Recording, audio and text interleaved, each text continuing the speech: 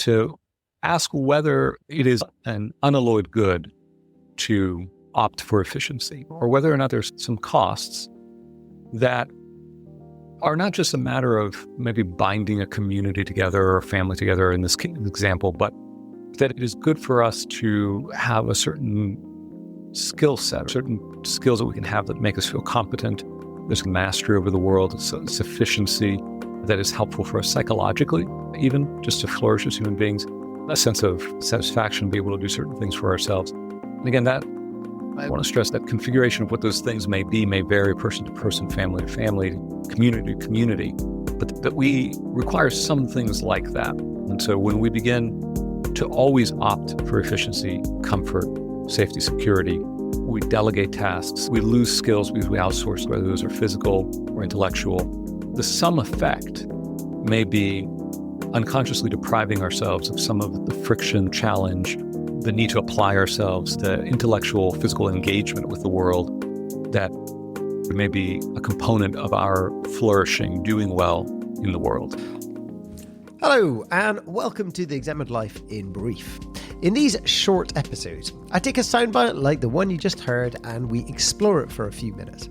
The extract you just listened to was LM Sacasas, who is a philosopher and writer about technology, how it forms us and how we might develop a more flourishing relationship with it.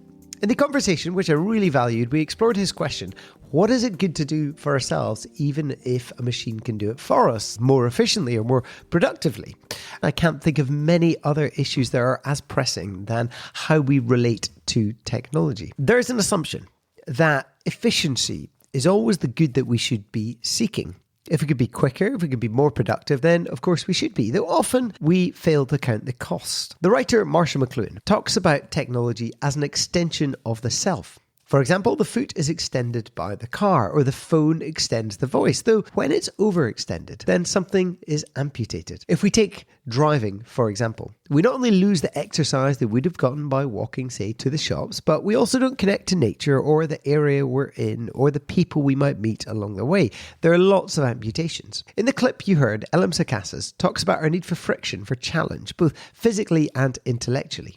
If we want to flourish as human beings, then there will be times that always opting for comfort, convenience, ease is not in our best interests. Think of the many functions that used to be part of our embodied nature now are outsourced to technology.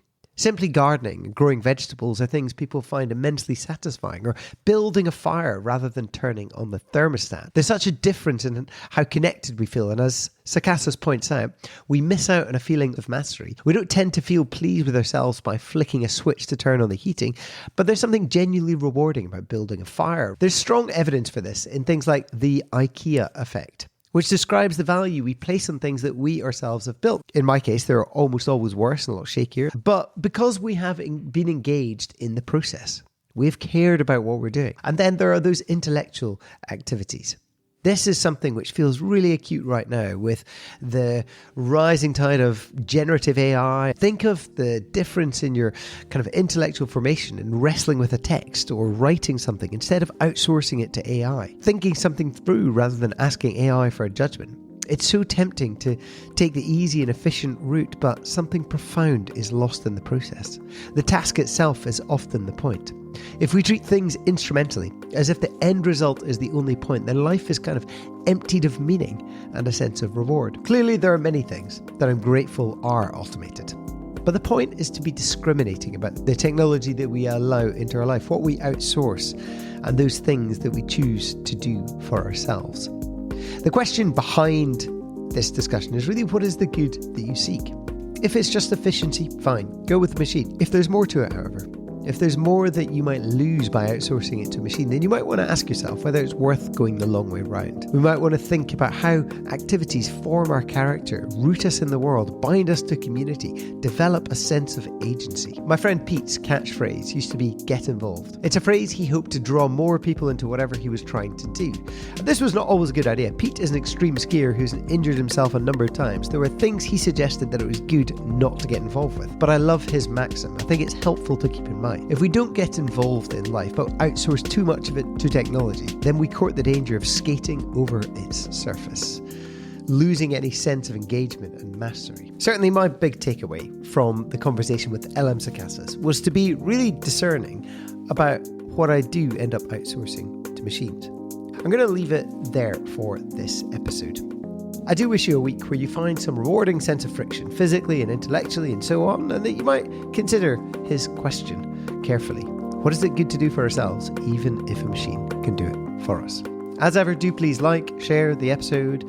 If you've enjoyed it, then send it to somebody, review it. It helps other people to find it, and sign up for the Substack, This Examined Life, where you can receive updates to your inbox, and you can even support the podcast if you like. I'll leave you with a short extract from a conversation I recently had with Sir Anthony Selden that I'll be releasing very soon. In it, we discuss AI and whether it is more like alcohol or heroin.